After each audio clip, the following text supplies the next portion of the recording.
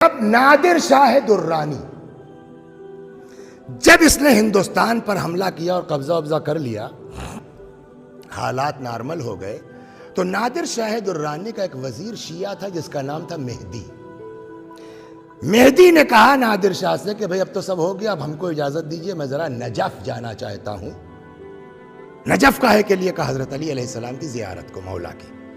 نادر نے کہا تم لوگ بھی شیعہ لوگ عجیب آدمی، مردے کی زیارت کو کیا پاؤ گے جا کے؟ مہدی نے کہا کہ میرا مولا عام انسان نہیں ہے، نجس چیز ان کی بارگاہ میں جا نہیں سکتی، اتنی عظیم ذات ہے۔ آج بھی کچھ اس انداز سے مہدی نے کہا کہ نادر کے دماغ میں کہا میں بھی چلوں گا۔ اب صاحب ایک برتن میں شراب، نجس ہے نا، ایک برتن میں شراب رکھی گئی، سیل کیا گیا، ایک کتا لیا گیا، چل پڑے۔ جیسے ہی حرم کا احاطہ آیا، سپاہی اپنی طرف کھینچ رہے ہیں، کتا اپنی طرف کھینچ رہا ہے۔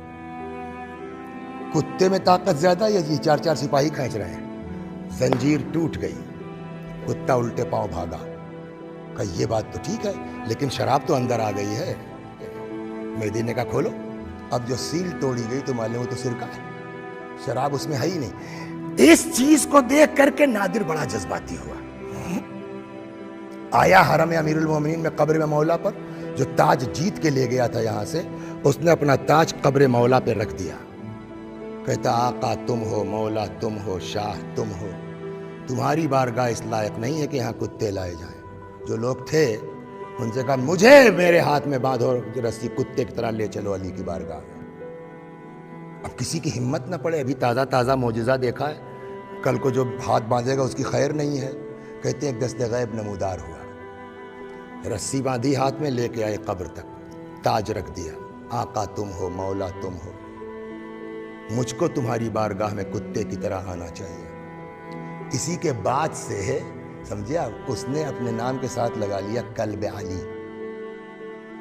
اس کی مہر میں یہی جملہ تھا، کلب آستان علی نادر شاہ قلی۔ اب یہاں سے نجف سے اصل سنانا یہ، نجف سے زیارت وغیرہ کر کے مہدی نے دیکھا معاملہ درست ہے، لے کے آ گیا کربلا۔ اس کو پہلے لے کے آیا امام حسین علیہ السلام کی بارگاہ میں، ایک ایک چیز سمجھانا شروع کی۔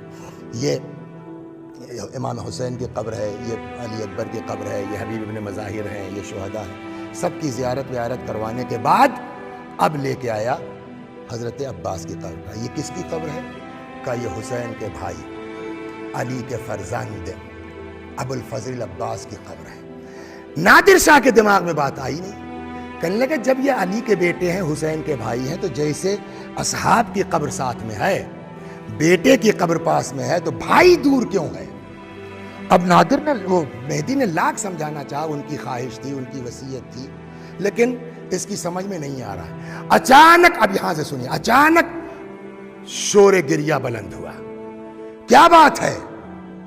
تو مہدی نے کہا کہ یہاں تو اکثر مصیبت زدہ آتے رہتے ہیں، کسی کے اوپر کوئی آفت آئی ہوگی، آیا ہوگا اپنے حالات کو درست کرنے کے لیے۔ کہا بلاؤ دیکھو کون ہے۔ تو ایک لڑکا جوان پکڑ کے لایا گیا۔ کیا بات ہے؟ کہنے صاحب ہم کربلا کے پاس کے گاؤں کے رہنے والے ہیں، مجھے دن کی طرح یاد ہے، رمضان المبارک کا مہینہ تھا، رات میں جب یہ مطالعہ کر رہا تھا میں، خدا شاہد اٹھ کے بیٹھ گیا میں پڑھتے پڑھتے کہ کتنے خوش قسمت وہ لوگ ہیں کہ جن کے یہاں اتنی اچھی رسمیں پائی جاتی ہیں۔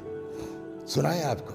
کہا ہم لوگ کربلا کے پاس کے گاؤں کے رہنے والے ہیں، ہمارے یہاں رسم یہ ہے کہ جب شادی ہوتی ہے تو دولہا دلہن کو سیدھے گھر لے کے نہیں جاتا، پہلے رخصت کرا کر کے باوفا کی بارگاہ میں ہم لوگ آتے ہیں، یہاں ایک دوسرے سے وفاداری کا عہد و پیمان کرتے ہیں، اس کے بعد اپنے گھر جاتے ہیں۔ میری بھی شادی ہوئی تھی، گاؤں کی رسم کے مطابق میں اپنی بیوی کو لے کے گھر کے لیے، کربلا کے لیے آ رہا تھا کہ راستے میں ڈاکوؤں نے حملہ کر دیا، سارا مال و اسباب جو لوٹا وہ تو لوٹا ہی، میری بیوی کو بھی اٹھا کے لے کے چلے گئے۔ تو میں کہاں جاؤں؟ آیا ہوں یہاں۔ نادر شاہ نے کہا کہ بتاؤ کہاں کا واقعہ، کل تک تیری بیوی مل جائے گی۔ ایسا پکا عقیدے والا کہ اللہ مجھ کو تمہاری مدد کی ضرورت نہیں ہے۔ کسی نے کہا اے ذرا تمیز سے بات کرو، ہندوستان سے بڑا ظالم بادشاہ ہے، سنبھل کے۔ اس کے منہ سے نکل گیا کیا میرے مولا سے زیادہ طاقت اس کے پاس ہے؟ یہ جملہ نادر نے سن لیا، کہنے لگا ٹھیک ہے جاؤ، اگر کل تک تیری بیوی نہیں ملی تیری خیر نہیں ہے. بات ختم ہو گئی. اب دیکھیے اول تو بیوی کا غم، مال کا غم، اور اب اپنی جان پر بھی آ گئی ہے.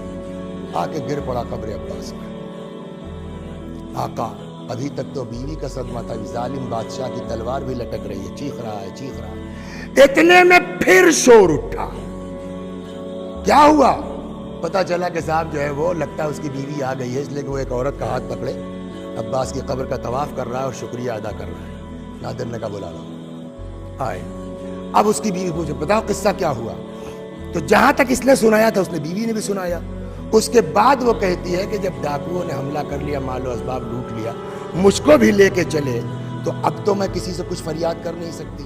جب کچھ نہیں سمجھ میں آیا تو میں نے وہیں سے رخ کیا کربلا کا. بات نکلی تھی، میں نے چھیڑا مانگنے کا سلیقہ. کیا کہہ کے مانگا معلوم ہے؟ اے سقائے سکینہ میری مدد کرو، نہیں. اے باب الحوائج میری مدد کرو، نہیں. عجب جملہ کہا. کہتی جب ہر طرف سے مایوس ہو گئی میں تو میں نے رخ کیا کربلا کا، اور وہیں سے چیخ کے کہتی ہوں اے زینب کے بھائی میری عزت تمہارے حوالے ہے. اے زینب کے بھائی میری عزت تمہارے حوالے. کہتی جیسے ہی میں نے یہ جملہ کہا ایک سوار نمودار ہوا، سارے دشمنوں کو تہے دیکھ دیا. اچانک کیا دیکھتی ہوں؟ کربلا میں عباس کی قبر کے پاس اپنے شوہر کے قریب کھڑی. اللہ اکبر. بس بات وہی ہے مانگنے